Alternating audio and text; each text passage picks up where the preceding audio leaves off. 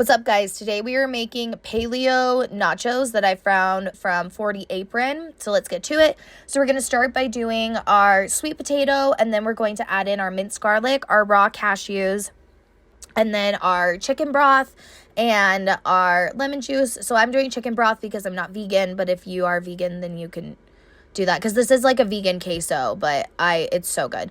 Anyways, we're gonna add in our nutritional yeast, and then we're gonna do some jalapeno like juice, and then some pickled jalapeños, cumin, garlic powder, Cajun seasoning, chili powder, and then we're gonna do pepper, as much or as little as you want, tumeric, and then blend all of that up.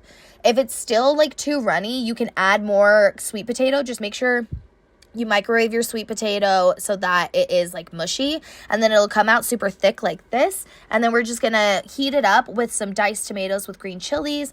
And so you're just gonna have it on like medium low heat so that it doesn't burn it, but so that it does like warm up the queso. And then we're gonna make our chipotle mayo. So we're gonna do fresh squeezed lime, and then we're gonna add in our garlic.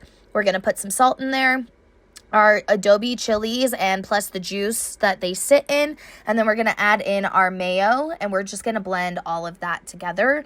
And that's going to create, it's going to be like super runny, which is nice because it'll make it easier to drizzle. While all of this is happening, just make your own guac however you want. And then I got Pico de Gallo from Trader Joe's. And then we're going to use plantain chips since this is paleo, and spread our queso all over the top. And then take carnitas, and you're just going to put those all over the top as well. I just got a box carnitas from the store that I heated up because I'm lazy and didn't want to cook them. And then we're going to do our chipotle mayo spread all over the top of this, add our guac on top, and then our pico de gallo and some cilantro. And this was really good. I think the thing about the queso is that as long as you don't expect it to taste like cheese, then they're good. I feel like a lot of non-dairy products, why they taste bad is because they're really trying to make it taste like whatever it's trying to emulate, and it doesn't, and so it's awful. If you guys like this video, like, rate, subscribe. Check out 40 Apron online, and bon appetit, y'all.